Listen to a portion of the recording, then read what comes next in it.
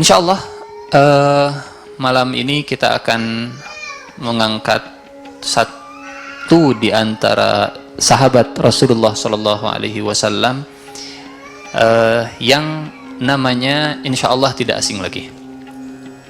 Kita tidak akan mengangkat nama-nama sahabat yang masuk dalam al-ashrah al-mubasysyirina bil jannah, 10 sahabat yang dijamin masuk surga.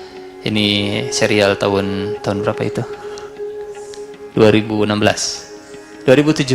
serial tahun 2017.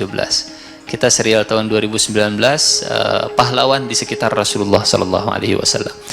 Yang akan kita angkat insya Allah pada malam ini adalah sosok yang bernama atau sosok yang biasa dipanggil dengan Abu Hurairah. Abu Hurairah. Namanya atau sosoknya sering kita temukan di hadis-hadis karena paling banyak meriwayatkan.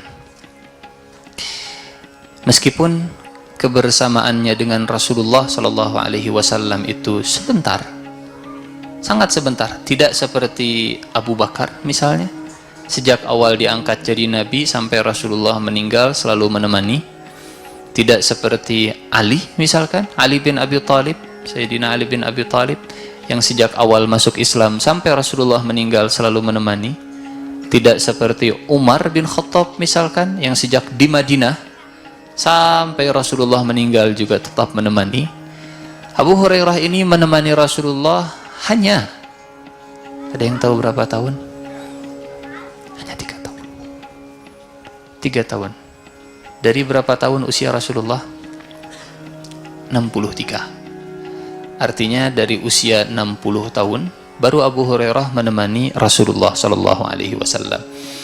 Kok bisa yang 3 tahun menemani Rasulullah masuk Islamnya agak lambat, masuk Islamnya akhir-akhir, tapi namanya paling banyak disebut dalam hadis? Apa hikmah yang bisa kita ambil dari pembukaan ini, muqaddimah ini?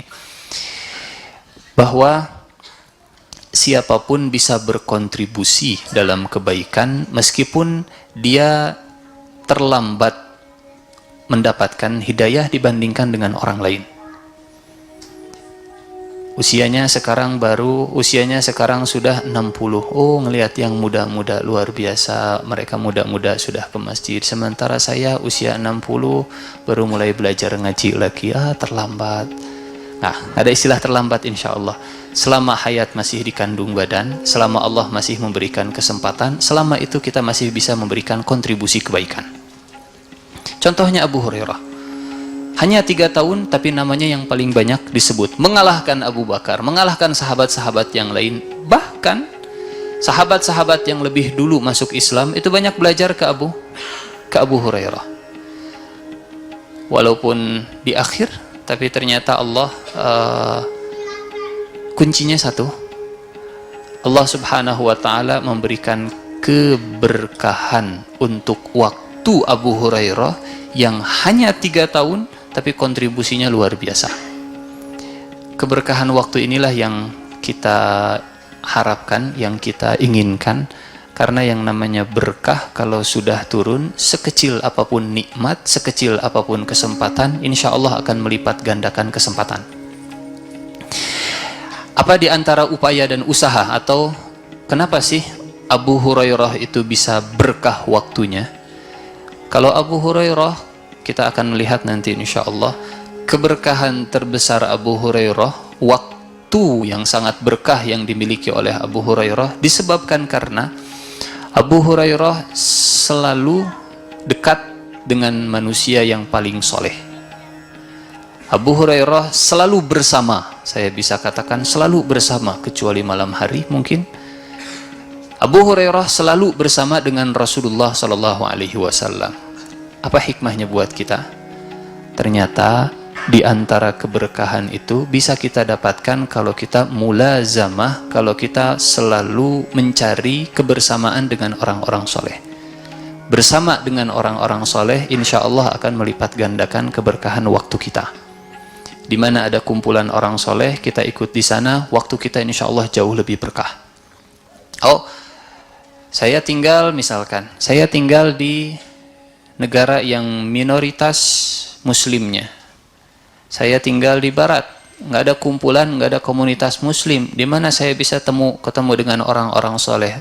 Masih banyak cara melipat gandakan keberkahan untuk waktu kita. Apa contohnya? Al-Quran. Al-Quran ini faktor terbesar yang melipat gandakan keberkahan seseorang, keberkahan umur seseorang.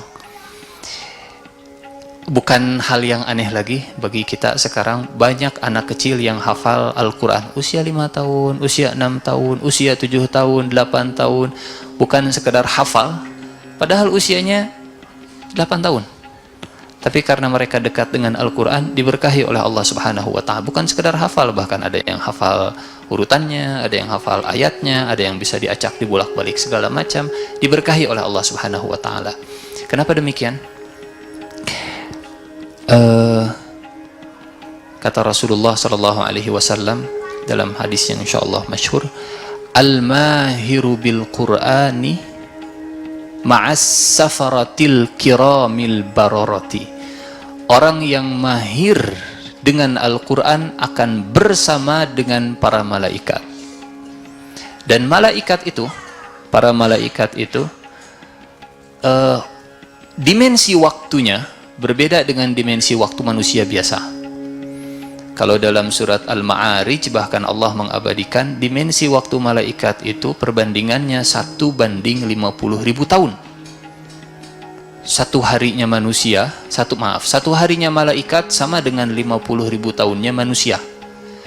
Dalam surat Al-Ma'arij, ta'rujul malaikatu warruhu ilaihi fi yawmin kana miqdaruhu khamsina alfasanah. Malaikat kalau naik ke atas, kalau mi'raj malaikat bertemu dengan Allah, 1 hari ukurannya.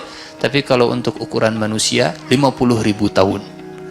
Orang yang bersama dengan malaikat, dimensi waktunya sudah berbeda. Dimensi waktunya sudah berbeda. Jadi dan siapa orang-orang yang akan bersama dengan para malaikat? Kata Rasulullah, al-mahiru bil Quran. Orang yang mahir dengan Al-Quran, orang yang bersama dengan Al-Quran, dia ada di dimensi waktu yang berbeda. Ngaji beres 2 juz, pas ningali geningan karek 45 menit misalkan, rasanya seperti yang panjang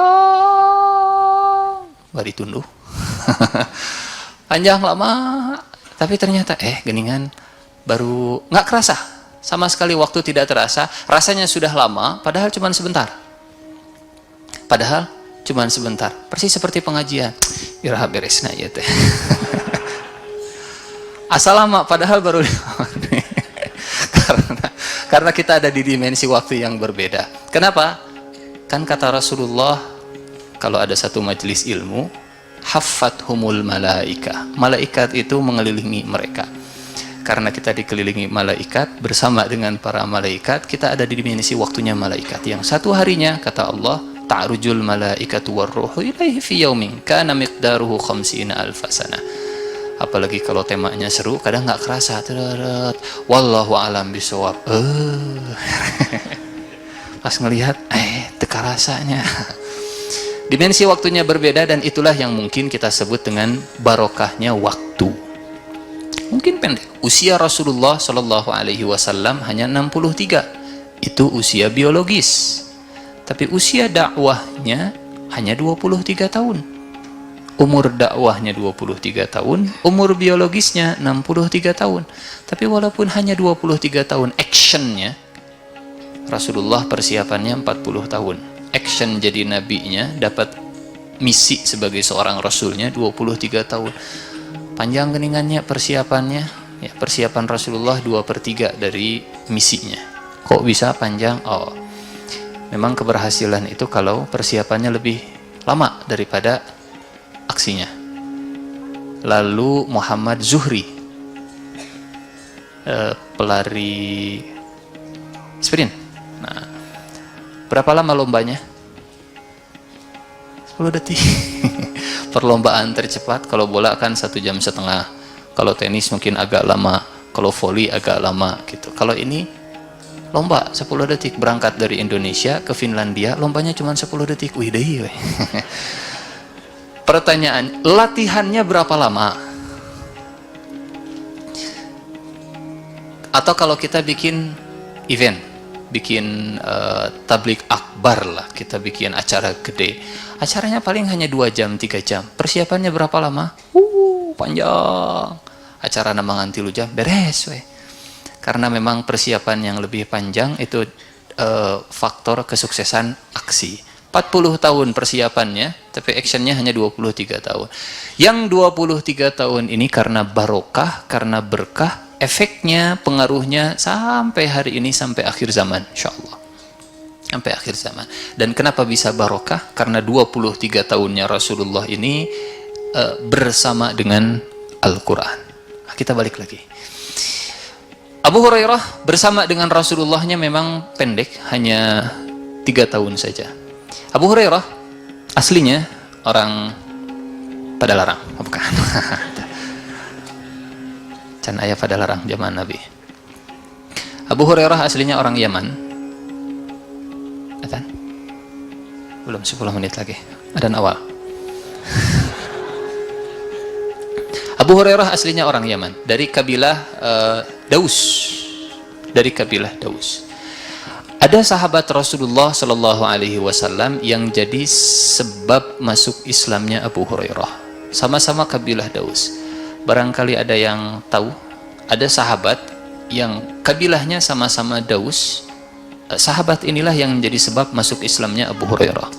Jadi kalau kita membayangkan, oh luar biasanya, gede sekali pahalanya Abu Hurairah. Karena meriwayatkan banyak hadis, banyak orang dapat ilmu, banyak orang dapat hidayah dari hadis Abu Hurairah dari Rasulullah. Ada orang yang jadi sebab masuk Islamnya Abu Hurairah. Di tangan sahabat ini Abu Hurairah masuk Islam. Sama-sama satu kabilah. Lebih dulu masuk Islam, hanya ketenaran namanya memang tidak seperti Abu Hurairah. Sama-sama ujungnya Daus, dari kabilah Daus.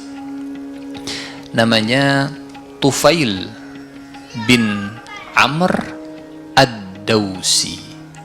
Tufail bin Amr ad-Dausi dari Yaman datang ke kota Mekah, ketemu dengan Rasulullah, ngobrol, akhirnya masuk Islam. Kata Rasulullah, kembali ke kampungmu, ajak orang-orang masuk Islam. Ketemu dengan Rasulullah cuman sebentar, hanya beberapa ayat yang dihafal, hanya beberapa hadis mungkin yang didapatkan. Pulang jadi seorang da'i. Pulang ke kampung halamannya, ke Yaman, mengajak masuk Islam, ngajak, nggak ada yang masuk Islam. Balik lagi Tufail bin Amr ad-Dausi dari Yaman ke kota Mekah, ketemu lagi dengan Rasulullah. Ya Rasulullah, Daus ya Rasulullah. Kenapa? Daus kufur, Daus ingkar, Daus keras kepala. Ud'u ya Rasulullah ala Daus. Ya Rasulullah, doakan kabilah Daus ya Rasulullah, biar mereka celaka sekalian lah. Rasulullah ngangkat tangan. Kata Daus, alah salah ngomong. Ud'u, karena apa? Ya, karena ada keinginan yang akhirnya tidak ketemu dengan harapan yang akhirnya tidak berjumpa dengan kenyataan. Ya Rasulullah, ud'u ala Daus ya Rasulullah, doakan Daus ya Rasulullah. Rasulullah ngangkat tangan. Apa doanya Rasulullah? Allahumma hdi Dausan wa'ti bihim. Ya Allah, berikan hidayah kepada kabilah Daus dan datangkanlah mereka. Tufail bin Amr ad-Dausi kaget. Saya minta didoakan keburukan, tapi Rasulullah ternyata malah mendoakan hidayah. Kata Rasulullah, jom, balik lagi, dakwah lagi, ajak lagi. Tufail bin Amr ad-Dausi kali ini pulang dengan doa Rasulullah. Karena Rasulullah sudah mendoakan, harapannya semakin besar. Nah, di tangan Tufail bin Amr ad-Dausi lah Abu Hurairah akhirnya masuk Islam. Nama aslinya bukan Abu Hurairah. Abu Hurairah ini dulu sering kita sampaikan. Setiap yang ada Abu itu namanya kunyah. Nama aslinya Abdu Syams. Abd Syams. Nama jahiliyahnya.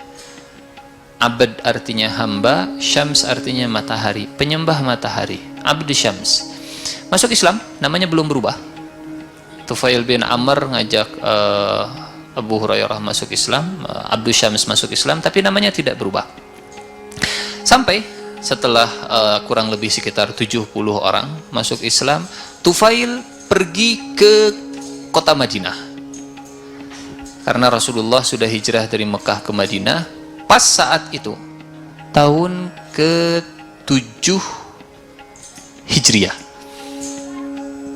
Rasulullah Shallallahu Alaihi Wasallam pulang dari perang Khaybar, datang Daus. Rasulullah melihat dari kejauhan ada debu yang naik, kata Rasulullah, mudah-mudahan ini kabilah Daus. Ternyata betul, yang datang Tufail bin Amr ad-Dausi, dengan di situ ada Abu Hurairah. Ketemulah Rasulullah dengan Abu Hurairah, kemudian nanya, Mas Muka, bukan nanya Mas Muka, Mas Muka, siapa namamu? Kata beliau, Abdu Syams, nama saya Abdu Syams. Kata Rasulullah, lah, anta Abdurrahman. Naam, bi abi wa ummi ana Abdurrahman. Demi ayah dan ibuku, nama saya adalah Abdurrahman. Jadi Rasulullah yang langsung memberi nama Abdurrahman. Abu Hurairah menyebut bi abi wa ummi, demi ayah dan ibuku, karena yang memberi nama Abdu Syams bapak dan ibunya. Sejak saat itu namanya Abdurrahman. Siapa bapaknya? Abdurrahman bin Sakhr ad-Dausi, satu kabilah dengan Tufail bin Amr ad-Dausi. Sudah 5 menit lagi. Abu Hurairah, kenapa disebut Abu Hurairah? Ini Abu Hurairah ini pecinta hewan. Pecinta hewan. Jadi kalau ada klub-klub klub-klub pecinta hewan, nah, Abu Hurairah itu salah satu di antaranya. Penyayang hewan, sangat hatinya lembut, khas orang Yaman. Wataknya orang Yaman. Rasulullah banyak memuji orang Yaman. Karakter orang Yaman ini halus, lembut. Al-iman, kata Rasulullah, Yamani, wal hikmah Yamaniyah. Kalau kalian mencari keimanan, silahkan cari di orang-orang Yaman. Kalau kalian mencari kebijaksanaan, carilah di kebijaksanaannya orang-orang Yaman. Dipuji orang Yaman. Karakternya lembut dan bahkan sebagian sahabat yang berasal dari Yaman, mereka punya suara yang bagus. Abu Hurairah punya watak yang lembut, sangat sayang kepada hewan. Abu Hurairah punya kucing kecil, betina. Jadi orang-orang biasa manggil, karena Abu Hurairah senang main dengan kucing, gitu, cium-cium kucing dan seterusnya lah, maraban ucing dan seterusnya. Akhirnya dipanggil Abu Hurairah. Abu artinya ayah, bapak, pemilik. Hurairah artinya kucing betina. Bukan berarti Abu Hurairah punya anak kucing, bukan.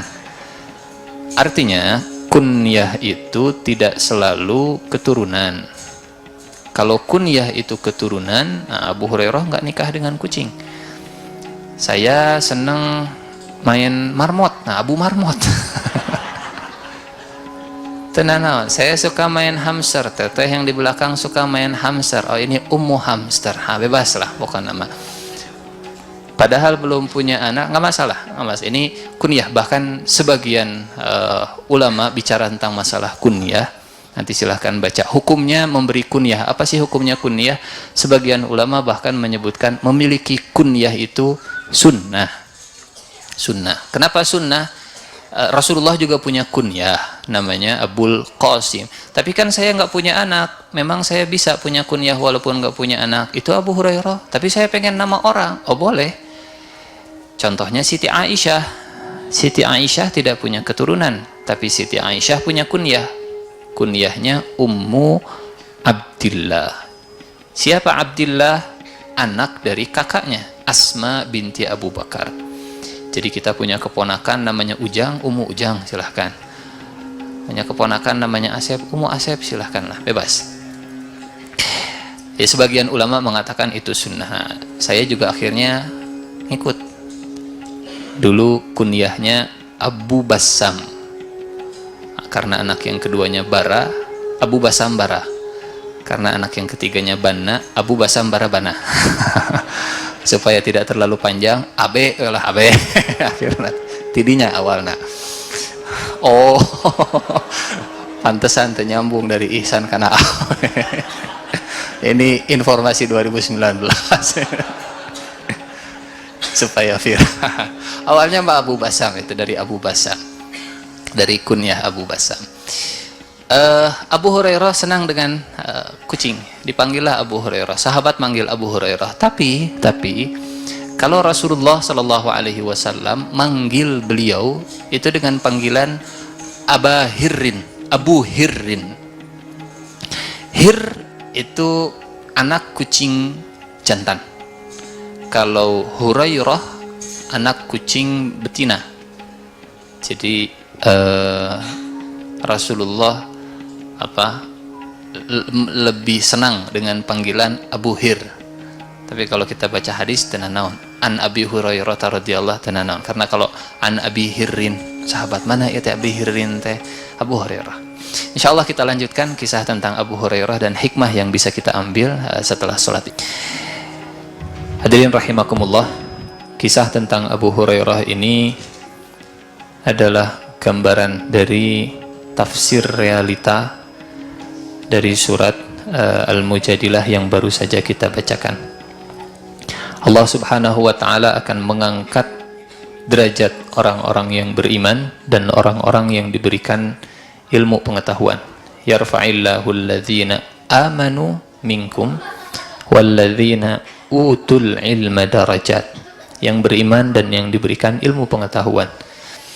Meskipun menurut manusia nasabnya tidak jelas, meskipun di mata manusia hartanya tidak berlimpah, meskipun di mata manusia kekuasaannya, pengaruhnya tidak besar, tapi dengan ilmu pengetahuan Allah Subhanahu wa taala pasti akan mengangkat derajatnya. Dan inilah kisahnya Abu Hurairah radhiyallahu anhu.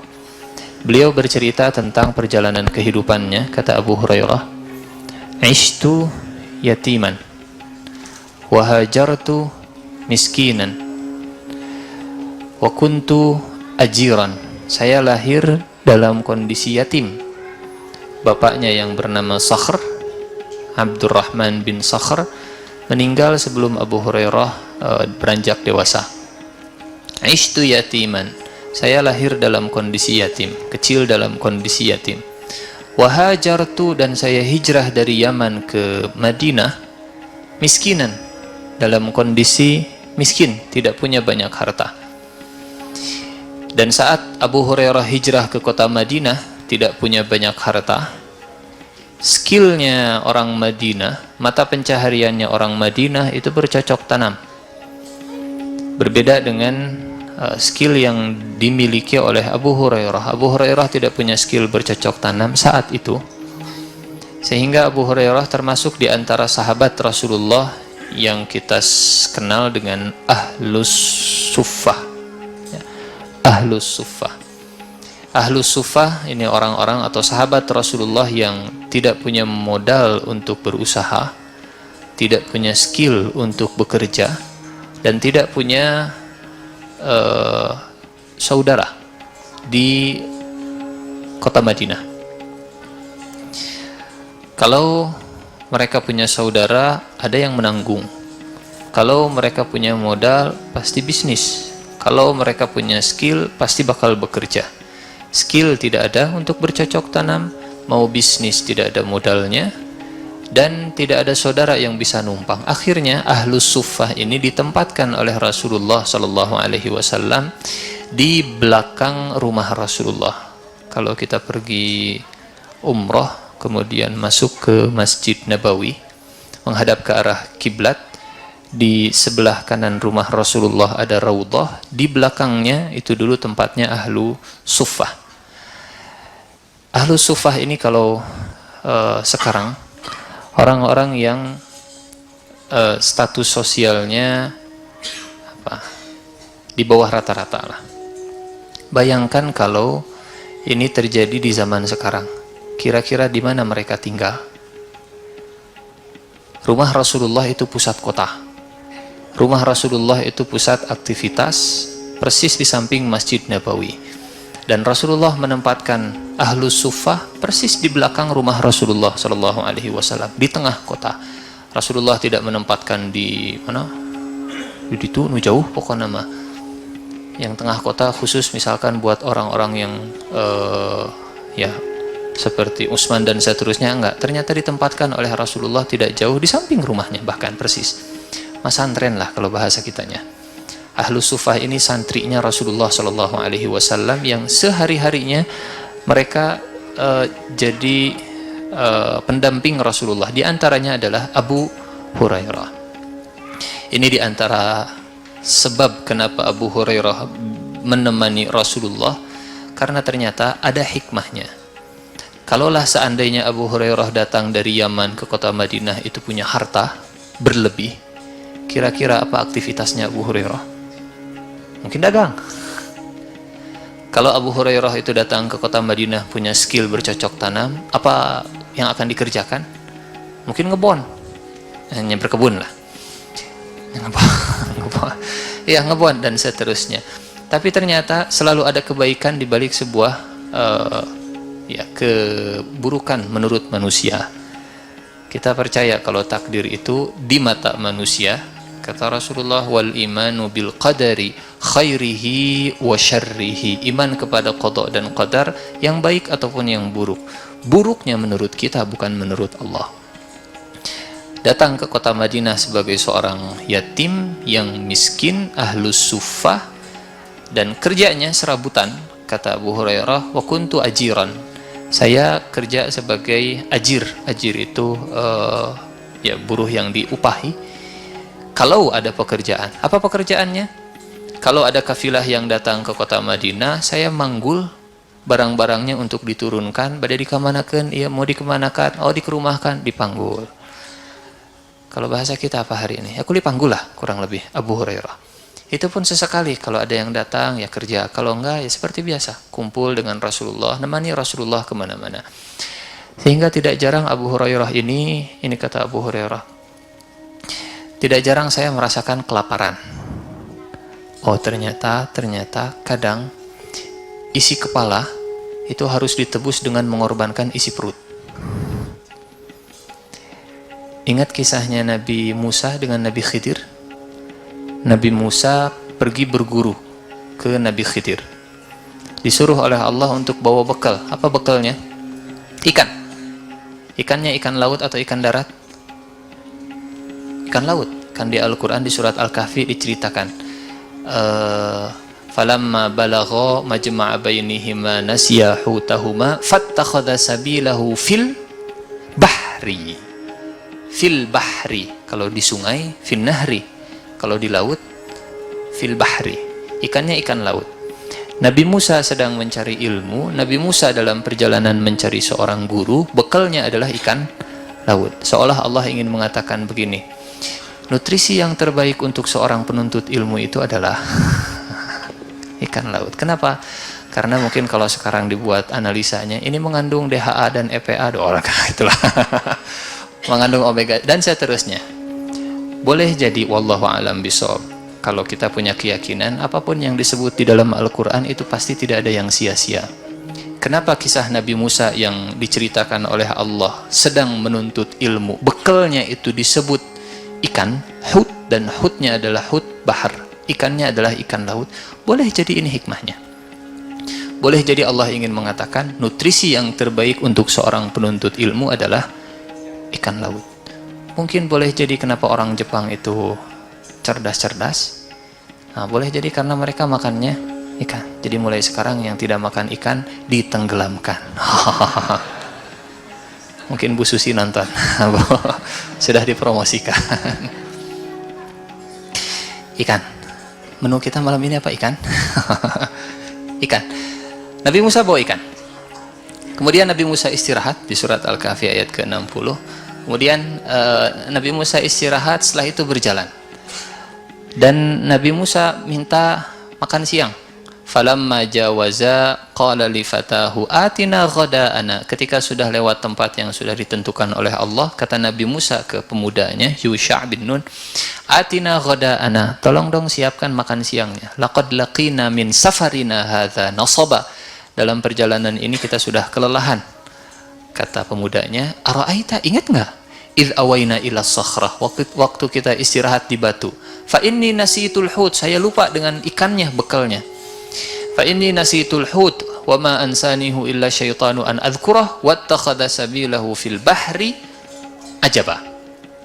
Kata Nabi Musa, itu yang kita cari. Dzalika ma kunna nabghi fartadda ala atharihima qasasa. Mereka kembali ke tempat hilangnya ikan. Fawajada 'abdan min ibadina, maka di sanalah mereka bertemu dengan sang guru. Nah, ini hikmah yang pengen kita garis bawahi. Di tempat Nabi Musa menemukan sang guru, di tempat itu Nabi Musa kehilangan bekal untuk perut. Apa hikmahnya? Kadang untuk mengisi ini kita harus rela mengorbankan isi perut. Ini mungkin terasa oleh kita saat mahasiswa. Yalah mun teu bayaran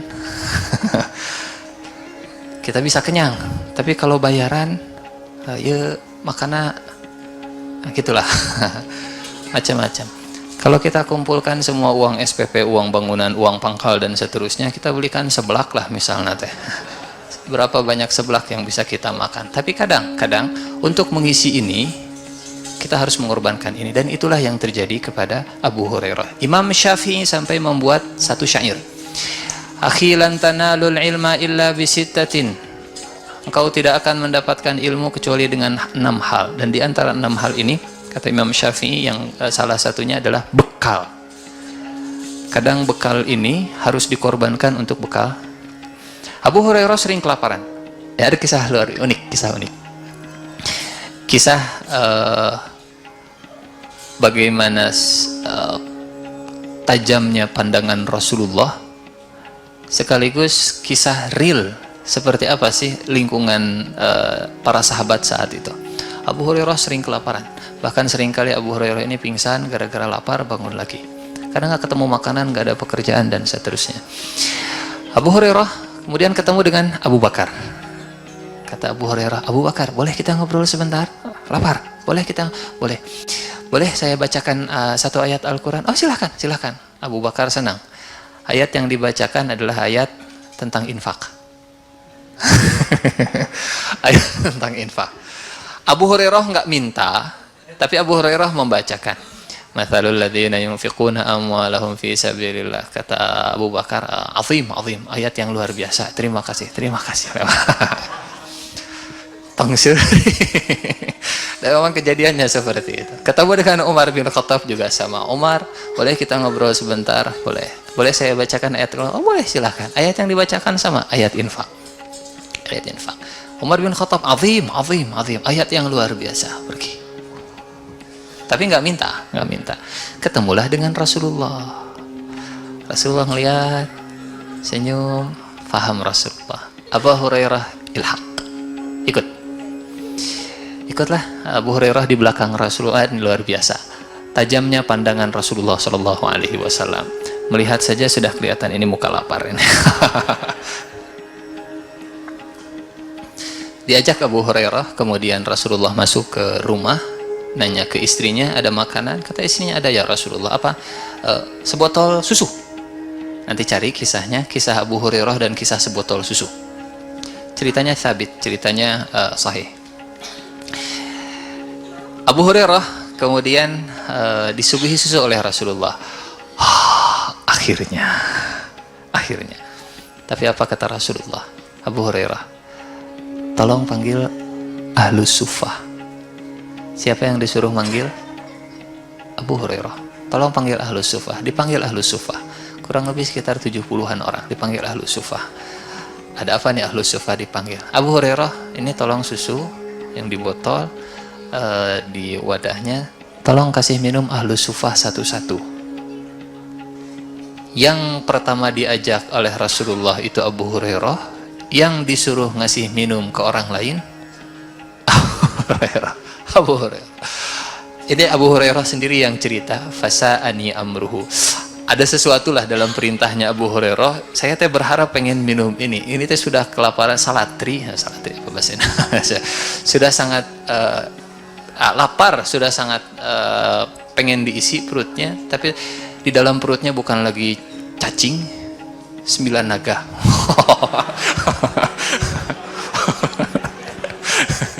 Bukan lagi caci. Allah maaf. Abu Hurairah kemudian ngambil botol satu persatu, silahkan minum, diminum, kakak, diambil lagi. Sudah ya Rasulullah, yang lain, cat diminum, kakak, selesai.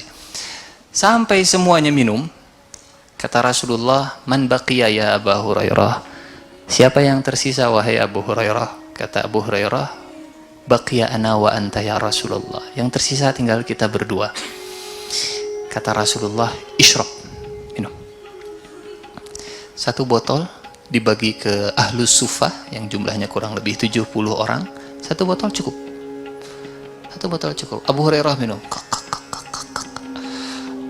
Silahkan ya Rasulullah. Kata Rasulullah, ishrab, ambil lagi. Kelak. Silahkan ya Rasulullah, ishrab. Kakak. Silahkan ya Rasulullah. La ajid maslakan ya Rasulullah. Full ya Rasulullah. Kan kalau kita diajarkan oleh Rasulullah sepertiga makanan, sepertiga minuman, sepertiga udara. Berhubung ini tidak ada makanan, jadi minuman. Kalau kita mau makanan ada, minuman ada, dan udara, kita mah begini: sepertiga makanan, sepertiga makanan, air masuk di sela-sela makanan, udara terserah Allah. Hese nafasnya juga diminum. Kata Abu Hurairah, la ajid maslakan ya Rasulullah, nggak ada tempat lagi, full ya Rasulullah, sudah full. Kalau ngisi bensin itu biasanya zaman dulu sok dioyak-oyak gitu, klok. Kita juga kalau misalkan sudah full oyak-oyak gitu lah, siapa tahu masih tersisa. Full ya Rasulullah, la ajid maslakan, nggak ada lagi ya Rasulullah tempat untuk masuk. Akhirnya Rasulullah ngambil, diminum oleh Rasulullah, kakak, habis. Apa hikmah yang bisa kita ambil? Ini tarbiyahnya Rasulullah ke Abu Hurairah. Satu botol bisa cukup, cerita sahih, kisah sahih, bukan kisah dhaif atau apalagi maudhu, kisahnya sahih. Ini kalau kita buat rangkuman, apa sih rangkuman dari perjalanan hidupnya Abu Hurairah? Saya merangkumnya, Abu Hurairah ini adalah kisah tentang hidup yang berkah. Lahir yatim, hidup miskin, kerjanya serabutan, tapi karena berkah, ilmu yang mengangkatnya. Bersama dengan Rasulullah hanya 3 tahun, tapi karena berkah, akhirnya hadisnya paling banyak riwayatnya. Kisah susu tadi, walaupun cuma 1 botol, tapi ternyata bisa cukup untuk banyak sahabat, ahli sufah semuanya.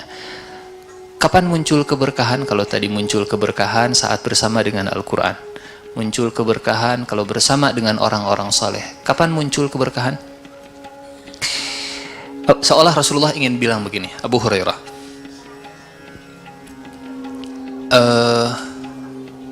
saat engkau bisa mendahulukan orang lain, atau ithar, saat engkau mampu untuk mendahulukan orang lain meskipun kau dalam kondisi membutuhkan, maka saat itu akan lahir keberkahan. Sebagian orang berbagi itu kalau berlebih, biasa. Kalau saya berlebih, saya berbagi, biasa, standar, normal. Saya punya kelebihan, saya sisihkan, biasa. Sebagian orang cukup, tapi dia mau berbagi. Nah, ini mulai luar biasa. Tapi sebagian lagi, kalau tipe yang kedua, ini tipenya seperti Sa'ad bin Ar-Rabi dengan Abdurrahman bin Auf. Saat datang hijrah, kata Sa'ad bin Ar-Rabi, saya punya rumah, saya punya kendaraan, silahkan kau pilih, kita berbagi. Yang kau ambil silahkan, yang kau mau silahkan ambil. Tapi ada orang-orang yang dia butuh, dia kekurangan, tapi dia masih bisa berbagi. Ini yang dahsyat, dan inilah yang akan mendatangkan keberkahan. Ada satu hadis kata Rasulullah, makanan 1 itu cukup buat berdua, makanan 2 itu cukup buat 3, makanan 3 bisa cukup buat berempat. Barokah lahir di sana. Seolah Rasulullah ingin mengatakan ke Abu Hurairah, Jangan hidup untuk dirimu sendiri, jangan hanya cukup untuk mengenyangkan perutmu sendiri, sok berbagi heula. Insya Allah nggak akan kekurangan. Berbagi Abu Hurairah dan ternyata benar, tidak akan kekurangan. Kisah ini, kisah seperti ini, kisah berkah, ini berulang dalam kehidupan Rasulullah di banyak kisah. Di antaranya kisah ini atau di antaranya kisah perang Khandaq, masih banyak lagi kisah-kisah berkah. Kalau kata kita, berkah itu barokah. Kalau kata orang Sunda, barokah itu adalah barekah. Barokah adalah barekah. Apa itu barekah? Barekah itu berkembang. Berkembang. Yang tadinya 1 botol tapi bisa berkembang, cukup untuk 70-an orang. Yang tadinya umurnya hanya 3 tahun tapi bisa meriwayatkan 5.374 hadis kalau saya tidak salah. Hadisnya Abu Hurairah. Meskipun yatim, meskipun miskin, tapi ternyata ilmu yang mengangkat Abu Hurairah. Barokah. Sehingga ciri barokah itu diantaranya, diantara ciri barokah, meskipun masing-masing ulama punya definisi tersendiri. Ibnul Qayyim Al-Jauziyah misalkan membuat definisi, al-barokah tuzidukum fit ta'ah. Barokah itu kalau menambah ketaatan. Imam Al-Ghazali, al-barokah ziyadatun fil khair. Barokah itu menambahnya, bertambahnya kebaikan. Di antara ciri barokah, kalau yang sedikit dia bisa cukup untuk banyak hal. Suami istri ngobrol, Pak, ayah naon? Ibu mah apa? Apal naon bu? Tuh, tetangga kita tidak, katanya sih, katanya cek beja ieu mah cenah tina Google. Oh, tina Google. Katanya sih penghasilannya itu katanya sih cuma 7 koma. 7 koma maksudnya nya tanggal 7 sudah koma. Katanya sih 7 koma katanya. Terus emang kenapa? Aneh Pak, aneh gimana? 7 koma tapi anak yang pertama bisa kuliah di Universitas Indonesia di Depok sana, anak yang kedua bisa kuliah di ITB, anak yang ketiga bisa kuliah di UGM, anak yang 4 7 koma kok bisa cukup ya Pak, buah-buahnya gig. Nyegik hafal ya. Itulah kata sang suami, Bu, jangan suuzon, boleh jadi itu barokah. Boleh jadi itu barokah. Mungkin penghasilannya biasa-biasa saja, tapi karena turun barokah cukup untuk banyak kebutuhan. Seperti 1 botol tadi yang tadinya hanya buat Rasulullah di rumah, ternyata bisa cukup untuk 70-an orang ahlus suffah. Ini kisah Abu Hurairah dengan susu dan keberkahan. Abu Hurairah datang ke kota Madinah. Ibunya kemudian nyusul datang ke kota Madinah. Dan ibunya ini masih musyrik. Ibunya musyrik. Abu Hurairah karena hatinya sangat lembut, Abu Hurairah ini pengen, dan saya yakin setiap kita juga sama, punya perasaan yang sama. Ingin orang tuanya mendapat hidayah dan kenikmatan terbesar. Ingin orang tuanya masuk Islam. Didakwahi, diajarkan, dikenalkan ke Rasulullah, dikenalkan ke ajaran Islam. Enggak, kata ibunya, enggak. Abu Hurairahnya makin semangat, makin kekeh ngajak ibunya, jangan sampai ibu saya meninggal dalam kondisi musyrik. Ibu saya sudah membesarkan, jangan sampai di surga berpisah. Tapi reaksi atau respon dari ibunya, kata Abu Hurairah, asma'atni fika ya Rasulullah ma akrah. Ngajak ibunya, Bu, Rasulullah teh orang yang baik, orang yang berakhlak, orang yang sempurna, orang yang luar biasa. Ibunya Abu Hurairah nyaci Rasulullah tapi nggak disebutkan apa caciannya. Dan dalam kisah Abu Hurairahnya juga nggak disebutkan apa sih cacian ibunya, nggak disebutkan. Sampai akhirnya Abu Hurairah nangis. Dari rumahnya Abu Hurairah datang ke Rasulullah.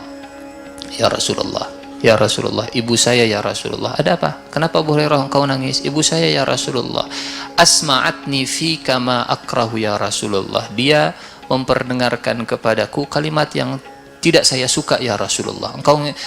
Ibu saya ngejek engkau ya Rasulullah. Terus kata Rasulullah, ya Rasulullah, ud'u li ummi Abi Hurairah ya Rasulullah. Tolong doakan untuk ibunya Abu Hurairah ya Rasulullah. Rasulullah mengangkat tangan. Luar biasa. Doa yang pertama untuk Abu Hurairah, doa lewat Tufail bin Amr ad-Dawsi. Doa yang kedua dari Rasulullah, doa untuk ibunya Abu Hurairah. Allahumma hdi umma Abi Hurairah. Ya Allah, berikan hidayah kepada ibunya Abu Hurairah. Dikabul tidak? Oh, dikabul, mesti. Dikabul. Abu Hurairah, kalau kemarin Tufail bin Amr ad-Dawsi mendengar doanya Rasulullah, besar harapan untuk berdakwah lagi. Sekarang giliran Abdurrahman bin Sakhar ad-Dawsi, giliran Abu Hurairah mendengar doa Rasulullah, besar harapan untuk kembali berdakwah lagi. Balik lagi ke ibunya. Tok pintu seperti biasa. Ibunya dengar. Man? Siapa? Anakmu Abu Hurairah. Maka anak, diam di tempat. Jangan masuk, diam dulu. Kata Abu Hurairah, sepertinya belum waktunya untuk diijabah sekarang. Lulus Abu Hurairah. Bakal ngomel-ngomel lagi, bakal dan seterusnya lah. Abu Hurairah sudah pasrah, istirahat, diam di depan pintu. Ibunya itu siap-siap dengan bunyi air dan seterusnya lah, kata Abu Hurairah. Kemudian ibunya keluar ke pintu, dibuka pintunya. Abu Hurairah sudah lemas. Ya Abu Hurairah, wahai Abu Hurairah, dengarkan. Asyhadu an la ilaha illallah wa asyhadu anna Muhammadar Rasulullah. Nangis deh. Tadi datang dari ibunya nangis, sekarang datang dari ibunya nangis lagi ke Rasulullah. Tadi datang ke Rasulullah nangis karena ibunya itu ngejek-ngejek Rasulullah. Sekarang datang lagi ke Rasulullah nangis. Kata Rasulullah, kenapa nangis lagi Abu Hurairah? Kalau tadi nangisnya nangis sedih, kalau sekarang nangisnya nangis terharu, nangis gembira. Ya Rasulullah, laqad istajaballahu du'aka ya Rasulullah. Allah sudah mengijabah doamu ya Rasulullah. Rasulullah kemudian bertahmid, alhamdulillah, segala puji hanya milik Allah. Jangan lamun orang gimana? Mudah-mudahan ibu kamu dapat hidayah. Pulang pas balik, Ustaz, alhamdulillah, ibu saya dapat hidayah. Atuh orang teh.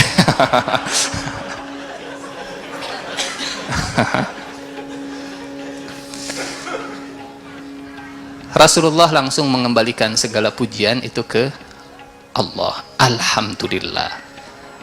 Jadi jangan salah kaprah kalau kita berprestasi, kalau kita dipuji, bro, hebat dirinya. Alhamdulillah. Alhamdulillah itu maknanya segala puji hanya milik Allah. Di lisan alhamdulillah, tapi gesturnya seperti saya yang berhak dipuji. Alhamdulillah tuh mamang teh. Enggak, jawaban yang terbaik saat kita dipuji itu alhamdulillah, tapi jangan salah kaprah dengan kalimat alhamdulillah. Alhamdulillah itu bukan kita merasa berhak dipuji. Segala puji milik Allah. Saya nggak berhak dipuji. Alhamdulillah, atur nuhun kemarin sudah didoakan. Alhamdulillah. Enggak. Rasulullah mengembalikan pujian. Alhamdulillah. Nah, pinternya Abu Hurairah, cerdasnya Abu Hurairah, ya Rasulullah, kalau ternyata doamu itu diijabah secepat ini, pangdoakeun deui atuh. Ya Rasulullah, doa yang kedua, ya Rasulullah, tolong doakan supaya saya dan ibu saya dicintai oleh orang-orang yang beriman, dan buat orang yang beriman itu dicintai oleh kami berdua. Maka Rasulullah mengangkat tangan lagi. Allahumma habib ubaidaka hadha ilal mu'minin wa habibil mu'minina ilaihima. Ya Allah, berikanlah rasa cinta kepada Abu Hurairah dan ibunya untuk orang-orang yang beriman. Artinya, berikanlah cinta Abu Hurairah dan ibunya. Buatlah orang beriman itu cinta ke Abu Hurairah dan ibunya, dan buat Abu Hurairah dan ibunya mencintai orang yang beriman. Kata Abu Hurairah, tidak ada seorang pun orang yang beriman kecuali dia pasti akan cinta kepadaku. Sehingga di antara indikator keimanan kita, cintakah kita kalau kita mendengar Abu Hurairah? Di antara indikator keimanan seseorang itu kalau dia mendengar Abu Hurairah, dia langsung cinta. Alhamdulillah, mudah-mudahan setelah mendengar kisah Abu Hurairah, iman kita bertambah, cinta kita bertambah ke Abu Hurairah. Apa hikmahnya buat kita? Hikmahnya buat kita dari kisah tadi, ternyata di antara waktu yang mustajab ada itu makan Rasulullah atau nunga doa. Oh, bukan cuma Rasulullah yang bisa diijabah doanya, kita juga bisa diijabah doanya. Kapan waktu yang mustajab untuk berdoa? Di antara waktu yang mustajab untuk berdoa saat kita melihat kekuasaan Allah di depan mata kita. Kita minum air zam-zam, ini waktu yang mustajab. Kenapa? Karena air zam-zam itu tanda kekuasaan Allah. Dari sejak zaman Nabi Ibrahim sampai sekarang tidak pernah surut. Minum air zam-zam kemudian membaca doa, ma'u zamzam lima syuribalah. Diminum air zam-zam kemudian sambil berdoa. Imam Syafi'i setiap kali minum air zam-zam itu selalu minta ilmu, ilman nafi'a, ilman nafi'a. Akhirnya jadi Imam Syafi'i yang punya ilmu. Ada yang minum air zam-zam pengen disembuhkan. Allahumma inni as'aluka ilman nafi'a wa rizqan wasi'a wa shifaan min kulli da'in wa saqam. Insyaallah makbul. Selama tidak ada makanan haram yang dia konsumsi, insyaallah makbul. Ada lagi misalkan saat hujan turun.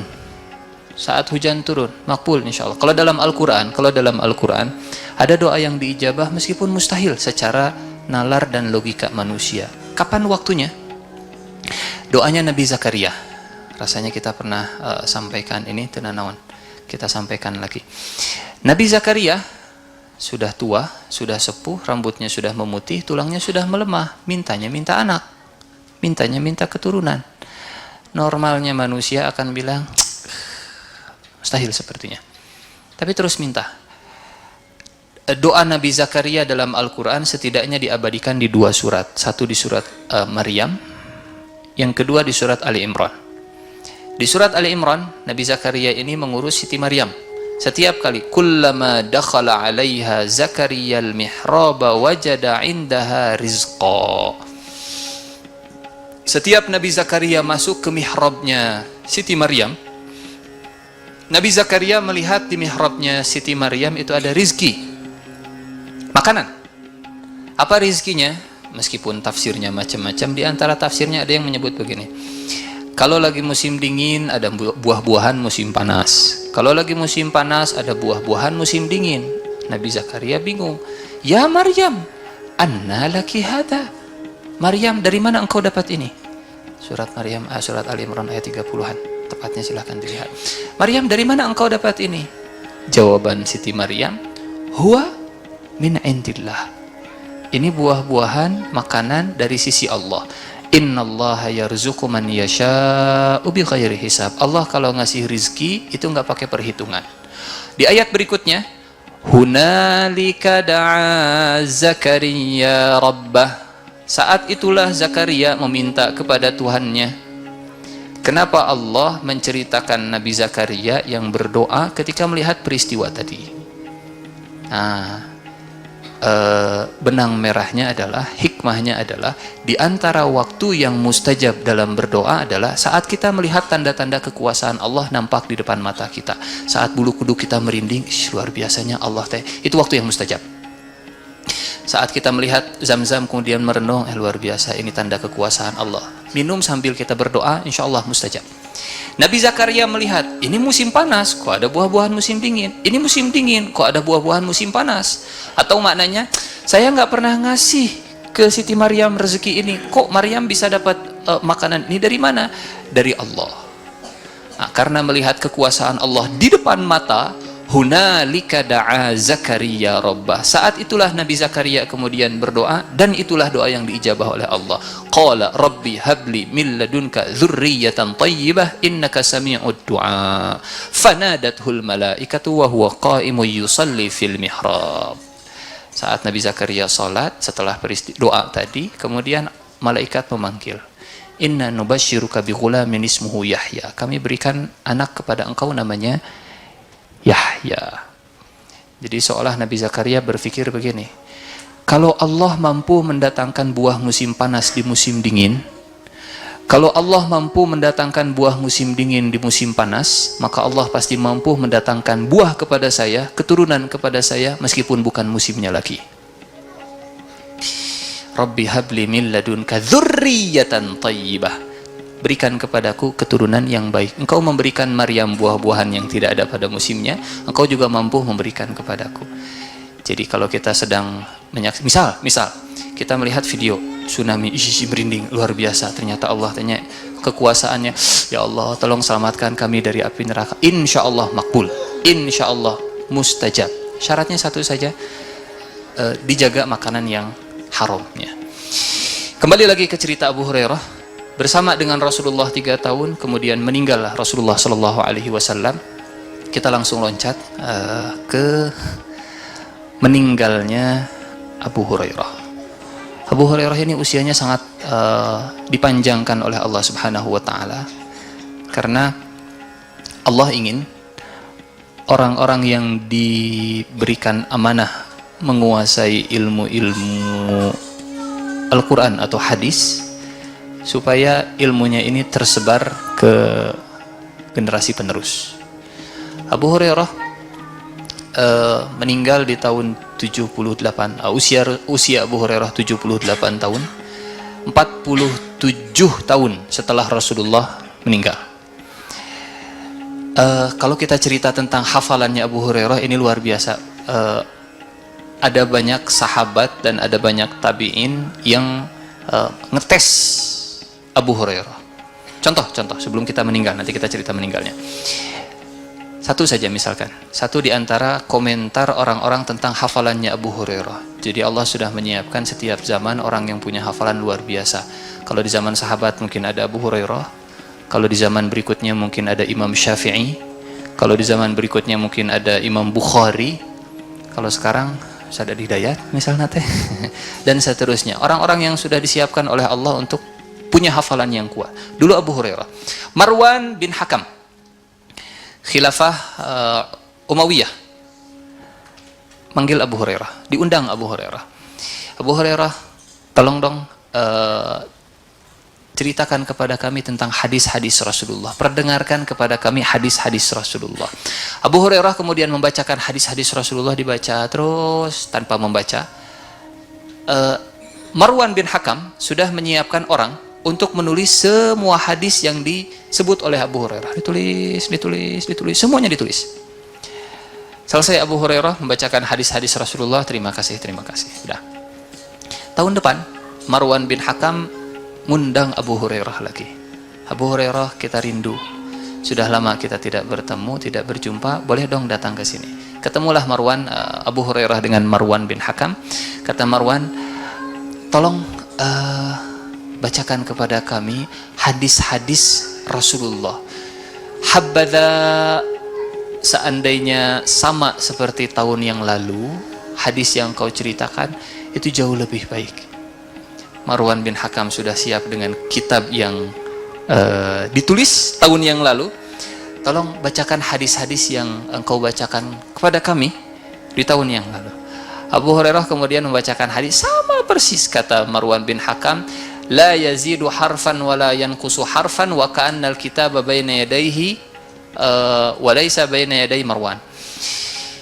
Abu Hurairah kemudian membacakan hadis yang sama persis seperti tahun yang lalu yang dibacakan, tidak nambah satu huruf, tidak berkurang satu huruf, tidak mendahulukan satu hadis dan tidak mengakhirkan satu hadis, seolah kitab itu ada di depan Abu Hurairah bukan di tangan Marwan. Saking kuatnya hafalan Abu Hurairah, sama sekali tidak ada yang salah. Dan kuatnya hafalan Abu Hurairah ini karena doa Rasulullah Shallallahu Alaihi Wasallam. Pernah Rasulullah mendoakan Abu Hurairah, Zaid bin Thabit, Abu Hurairah dan satu orang lagi sedang kumpul. Kemudian Rasulullah datang, mereka tiba-tiba terdiam karena wibawa Rasulullah yang luar biasa. Kata Rasulullah, lanjutkan apa yang sedang kalian lakukan. Akhirnya mereka semua berdoa, masing-masing berdoa. Zaid berdoa, Rasulullah di belakang kemudian mengaminkan, amin. Satu orang sahabatnya Zaid berdoa lagi, Rasulullah mengaminkan, amin. Giliran Abu Hurairah berdoa, ya Allah, saya meminta apa yang diminta oleh dua sahabat saya dan saya meminta ilmu yang tidak gampang lupa, ilman la yunsa, saya minta ilmu yang tidak lupa ya Allah. Rasulullah kemudian mengaminkan, Amin. Zaid dan dua sahabatnya tadi kemudian, ya Rasulullah, kami juga pengen ilmu yang tidak lupa. Kata Rasulullah, sabaqaka Abu Hurairah. Abu Hurairah sudah mendahuluimu. Terus kafihulaan tadi ke Abu Hurairah. Jadi kalau ada orang-orang yang meragukan hadis-hadis yang diriwayatkan oleh Abu Hurairah, dan ada orang-orang yang meragukan, orang orientalis khususnya yang tidak senang dengan Islam, masa sih cuma 3 tahun dengan Rasulullah hadisnya paling banyak? Jangan-jangan banyak yang palsunya, jangan-jangan ini banyak yang ngarang, kok bisa sih? Pertama, karena kebersamaan Abu Hurairah yang sangat lekat dengan Rasulullah, kemana-mana selalu ikut. Yang kedua, karena doa Rasulullah. Siapa yang meragukan hadisnya Abu Hurairah dan ingatan Abu Hurairah, sama dengan meragukan terijabahnya doa Rasulullah Shallallahu Alaihi Wasallam. Jadi berkat doa Rasulullah. Akhir hayatnya Abu Hurairah nangis. Abu Hurairah nangis. Kata orang yang ada di sekitarnya, atabki ya Abu Hurairah, engkau nangis Abu Hurairah? Kok nangis? Engkau pengen meninggal nangis? Kata Abu Hurairah, amma ana la abki ala dunyakum hadhihi. Saya nangis bukan karena saya mikirin dunia, bukan. Saya menangis karena panjangnya libu'di safar wa qillati zad. Saya menangis karena panjangnya perjalanan yang akan saya tempuh, sementara bekal saya baru sedikit. Dan saya ada di ujung perjalanan di dunia, saya tidak tahu kemana saya akan menuju, ke surga atau ke neraka. Abu Hurairah saja masih khawatir dengan nasibnya. Padahal amal yang luar biasa, ilmu yang disebarkan begitu banyak, tapi di akhir hayatnya masih ragu. Ke surga atau ke neraka. Datang kemudian Marwan bin Hakam, nengok, kata Marwan bin Hakam, syafakallah ya Abu Hurairah, mudah-mudahan engkau segera disembuhkan.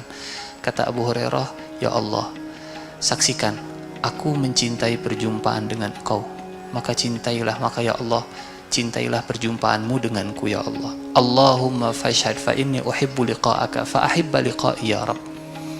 Abu Hurairah ingat dengan hadis Rasulullah. Ada hadis Rasulullah Shallallahu Alaihi Wasallam, siapa yang cinta dengan perjumpaan kepada Allah, siapa yang cinta berjumpa dengan Allah, maka Allah akan mencintai perjumpaan dengannya. Di akhir hayat Abu Hurairah berdoa, ya Allah, saya cinta ingin berjumpa dengan engkau. Para sahabat di akhir hayatnya sama seperti ini. Bilal misalkan, insya Allah kita akan cerita tentang Bilal. Bilal di akhir hayatnya juga sama, nangis. Kemudian kata istrinya, wa karbata, musibah apa lagi yang menimpa kita? Kata Bilal, la taqul wa karbata, qul wa farhata, oh bahagianya. Kata sang istri, kenapa bahagia? Kata Bilal, ghadan alqal ahibbah Muhammadan wa sahbah, karena besok saya akan bertemu dengan sang kekasih Muhammad dan sahabat-sahabatnya. Abu Hurairah, ya Allah, saksikan kalau aku cinta berjumpa dengan engkau, maka cintailah perjumpaanmu denganku juga. Dan setelah itu meninggal. Abu Hurairah meninggal dalam kondisi cinta dan ingin berjumpa, rindu dengan Allah Subhanahu wa Ta'ala. Satu pertanyaan besar buat saya pertama dan buat kita, seberapa rindu kita berjumpa dengan Allah Subhanahu wa Ta'ala? Mudah-mudahan kita diberikan husnul khatimah, mudah-mudahan Allah memberikan kekuatan kepada kita untuk istiqomah. Saya kira ini saja mungkin yang bisa disampaikan, kisah tentang Abu Hurairah, kisah tentang keberkahan, kisah tentang ilmu, kisah tentang derajat yang ditinggikan. Mudah-mudahan menambah kecintaan kita ke sahabat Abu Hurairah, dan mudah-mudahan bisa berjumpa dengan beliau di surga kelak. Terima kasih banyak atas segala perhatiannya, kurang lebihnya mohon maaf. Aku qauli hada wa astaghfirullah li wa lakum. Kita akhiri dengan doa kifaratul majlis. Subhanakallahumma wa bihamdika asyhadu an la ilaha illa anta astaghfiruka wa atubu ilaik. Assalamualaikum warahmatullahi wabarakatuh.